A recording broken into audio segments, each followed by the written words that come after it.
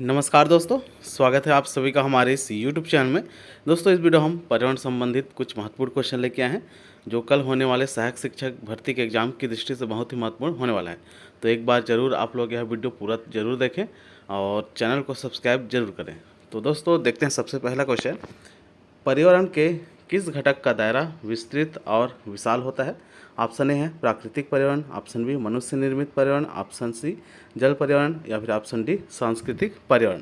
दोस्तों इसका आंसर हो जाएगा आपका ऑप्शन नंबर बी मनुष्य निर्मित पर्यावरण। ठीक है, अगला क्वेश्चन है, ओजोन परत मिलती है। ओजोन परत ऑप्शन नंबर ए है thermosphere, option B stratosphere, option C troposphere या फिर ऑप्शन डी मीजोस्फीयर। तो दोस्तों ओजोन परत मिलता है आपका स्ट्रेटोस्फीयर। ठीक है, ऑप्शन नंबर बी। अगला है, बच्चे पर्यावरण को बेहतर तरीके से कैसे समझते हैं? ऑप्शन ए बातचीत करके, ऑप्शन बी अनुभव करके, ऑप्शन सी आगमन विधि से, ऑप्शन डी निगमन विधि से। तो बच्चे जो है पर्यावरण को अच्छे तरीके से समझते हैं वह है आपका अनुभव करके। ठीक है, ऑप्शन नंबर बी। अगला है, अवधारणा के बारे में सही कथन कौन सा है? ऑप्शन ए अवधारणा के बिना शिक्षा का कोई उद्देश्य नहीं हो सकता, अवधारणा सिर्फ बच्चों को लालच और भय देती है, अवधारणा सिर्फ बच्चों को रटने के लिए होती है, या फिर अवधारणा का कोई महत्व नहीं होता।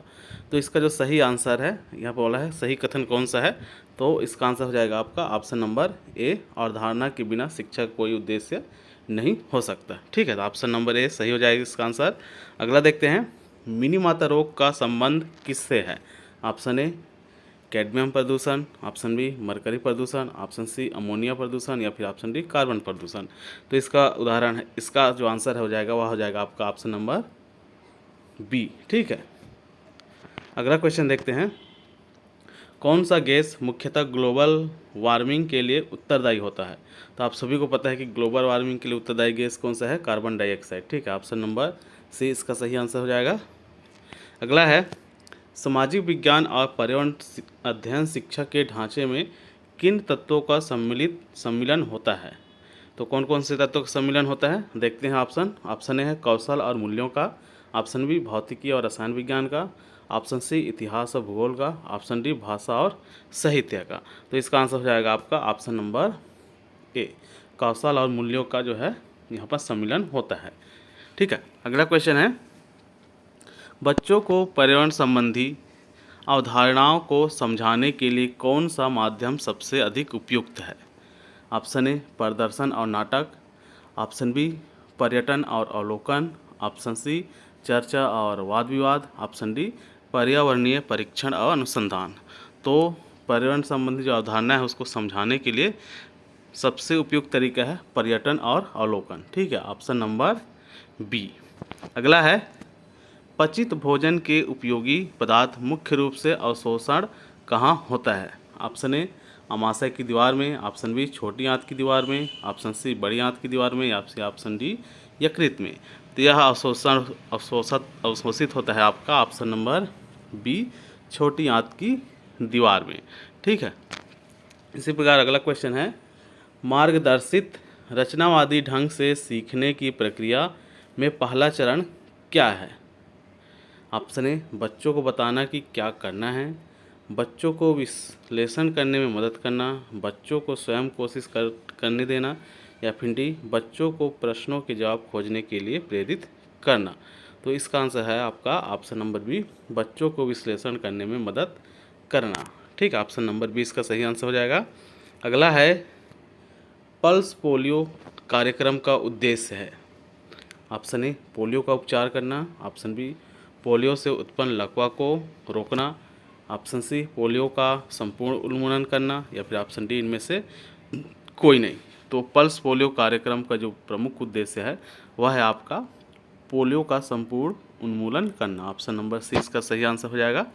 अगला है, निम्नलिखित में से कौन सा विषय मानव समाज संस्कृति और व्यवहार का अध्ययन करता है? किसका किसका अध्ययन करता है? मानव समाज संस्कृति और व्यवहार का। तो ऑप्शन ए देखते हैं विज्ञान शिक्षण, ऑप्शन बी सामाजिक विज्ञान शिक्षण, ऑप्शन सी विज्ञान और सामाजिक विज्ञान शिक्षण दोनों, ऑप्शन डी ना तो विज्ञान शिक्षण और ना ही सामाजिक विज्ञान शिक्षण। तो इसका आंसर हो जाएगा आपका ऑप्शन नंबर बी सामाजिक विज्ञान शिक्षण। ठीक है, ऑप्शन नंबर 20 का सही आंसर हो जाएगा। अगला है अमूर्तीकरण क्या है? ऑप्शन ए ज्ञानेंद्रियों के माध्यम से अनुभव को वर्गीकृत करना। ऑप्शन बी ज्ञानेंद्रियों के माध्यम से अनुभव को छांटना। ऑप्शन सी मस्तिष्क की खास क्षमता तथा इंद्रिया संप्रेषण की प्रक्रिया। या फिर ऑप्शन डी उपयुक्त सभी। तो अमूर्तीकरण होता है ये तीनों। ठीक है, तो इसका आंसर हो जाएगा उपयुक्त सभी, ऑप्शन नंबर डी।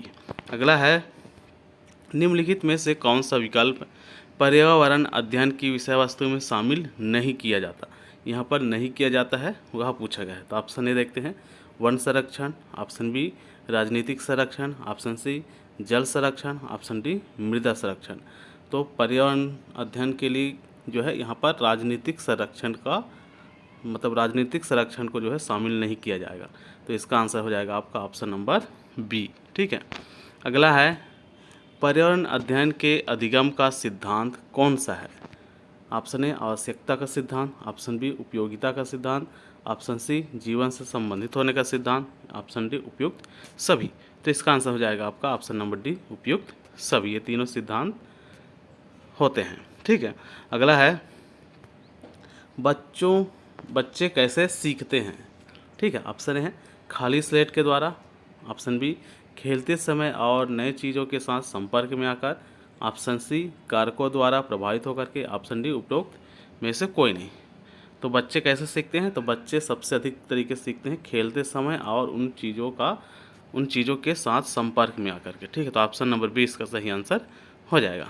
अगला है निम्नलिखित में से कौन सी गतिविधि पर्यावरण संरक्षण से संबंधित नहीं है?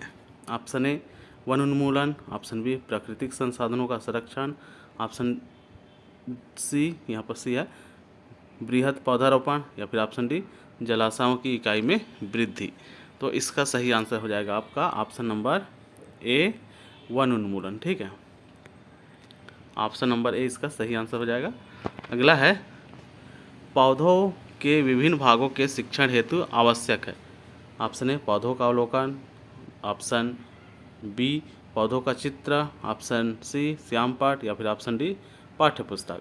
तो इसका सही आंसर है आपका ऑप्शन नंबर ए पौधों का अवलोकन। ठीक है, ऑप्शन नंबर इसका सही आंसर हो जाएगा।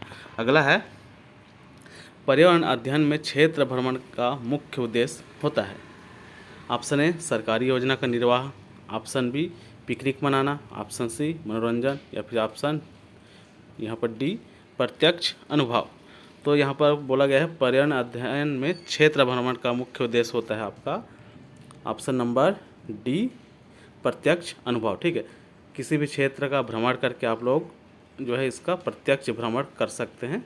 यही इसका मुख्य उद्देश्य होता है पर्यावरण अध्ययन में क्षेत्र भ्रमण का। ठीक है, तो इस प्रकार दोस्तों इस वीडियो में हमने 20 महत्वपूर्ण जो है पर्यावरण संबंधित क्वेश्चन देखे, जो कि कल होने वाले सहायक शिक्षक भर्ती की दृष्टि से बहुत ही महत्वपूर्ण होने वाला है। क्योंकि सहायक शिक्षक भर्ती की दृष्टि जो सिलेबस है उसमें 20 नंबर के आपके पर्यावरण संबंधित क्वेश्चन आएंगे, जो कि आपके लिए बहुत ही फ़ायदेमंद होने वाला है और एक स्कोरिंग सब्जेक्ट भी यह होने वाला है। तो पर्यावरण संबंधित जो भी आप सब ने प्रश्न देखे हैं वो सभी को एक बार ज़रूर देख लें। इसका जो प्लेलिस्ट है उसमें हमने 5 वीडियो जो है पर्यावरण संबंधी डाला हुआ है, आप वो लोग वहाँ जा कर के सभी क्वेश्चन एक बार फिर से देख सकते हैं। फिलहाल दोस्तों इस वीडियो में इतना ही, मिलते हैं अगले वीडियो में। जय हिंद, जय भारत।